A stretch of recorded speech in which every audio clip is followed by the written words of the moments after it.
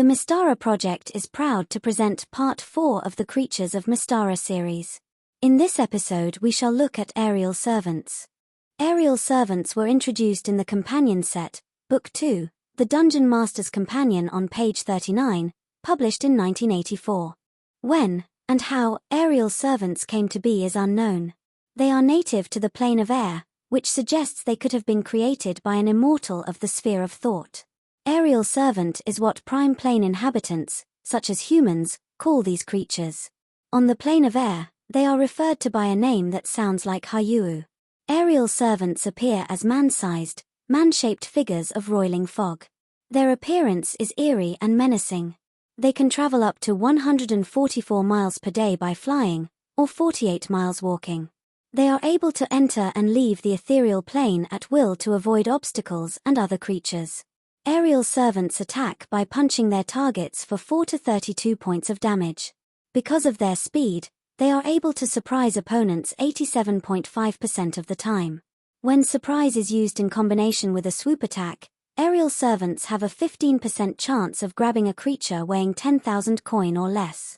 They have an armor class of 0, reflecting their speed and gaseous form. With 16 hit dice, they can be a challenging opponent. They are as strong as the strongest of humans, with 18 strength.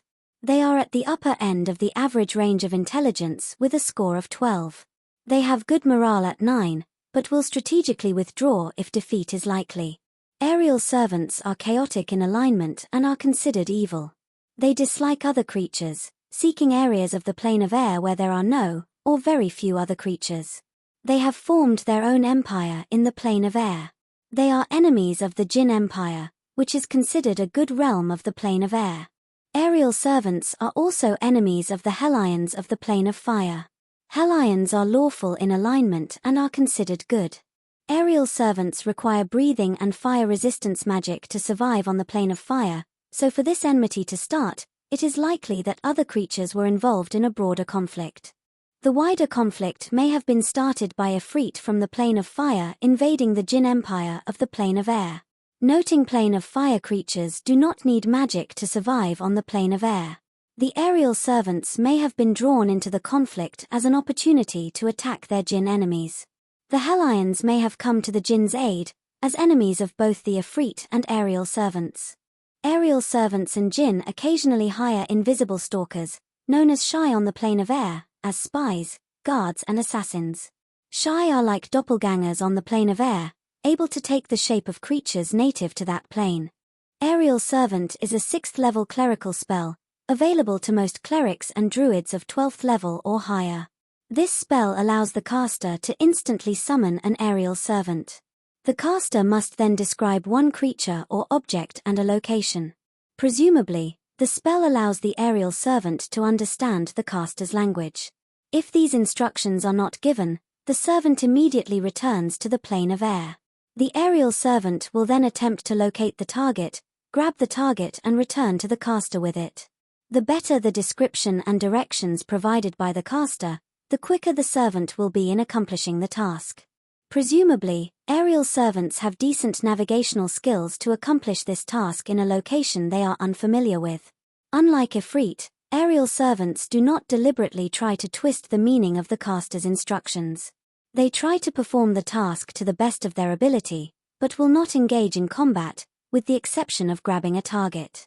Aerial servants will opt to travel ethereally to bypass obstacles to their target.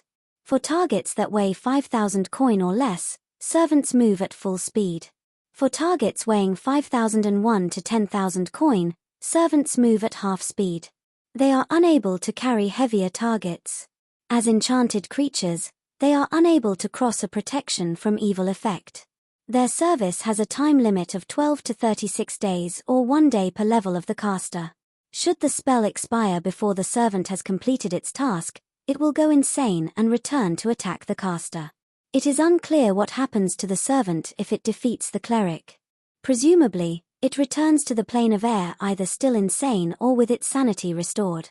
Aerial servants resent servitude on the prime plane and never voluntarily venture to that plane. Aerial servants who encounter prime plane creatures on the plane of air attack them on sight, due to this resentment. So, How would it have come to pass that in general, immortals grant a spell to their clerics to summon these creatures against their will? The plane of air is governed by the Air Master, a hierarch of the sphere of thought. Perhaps Air Master decided that unpopular creatures of the plane, aerial servants and invisible stalkers, could be permitted to be summoned by prime plane spellcasters to complete a single task. This concession may have been in return for some favor from the immortals. As at 1 Newmont AC 1000, Odin is the reigning hierarch of the sphere of thought, so he or a predecessor may have asked the Air Master to allow this concession. It is interesting that good immortals would permit their clerics to summon an evil creature. Perhaps they only grant a variant of the spell that summons non-evil creatures. Some chaotic immortals such as Bozdogan and Zugzul the One grant their clerics soul eaters instead of aerial servants. Instead of retrieving a target, soul eaters are commanded to slay their target. Aerial servants are rare on the prime plane, only appearing when summoned. Curiously, the Poor Wizard's Almanac notes on page 56 that they can be encountered in the Mylenian Empire of the Hollow World.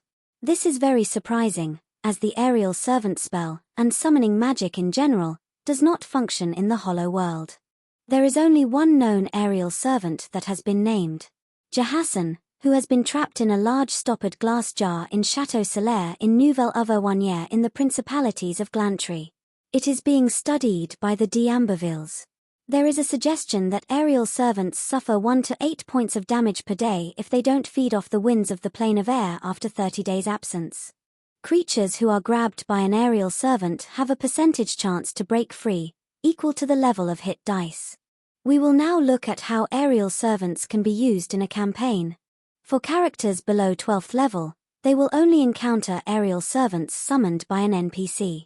As summoned aerial servants don't attack, the aerial servant could be used as an adventure hook for even first-level characters. A player character or a friendly NPC could be kidnapped by the servant for an enemy cleric. The adventurers could then take on the task of rescuing the prisoner. Alternatively, the servant could steal an important item belonging to a character or a friendly NPC. Once a player character cleric reaches 12th level, they gain access to the aerial servant spell, if their immortal permits it. Consider that some targets selected by the PCs may have protection from evil defenses to thwart the aerial servant. Immortals who favor thievery, like Asterius, Karotiku Krisha and Talitha, may encourage their clerics to use aerial servants to steal. Once characters reach 15th level, exploration of other planes becomes more viable. The plane of air is probably the second easiest plane to survive in, behind the ethereal plane, as it has breathable air. Characters entering the plane of air are likely to be attacked on sight by aerial servants, due to their resentment over being periodically summoned to the prime. This could lead to the adventurers siding with the Jinn against the evil aerial servants and their invisible stalker agents. This concludes our look at the eerie and evil aerial servants. Summon them at your peril.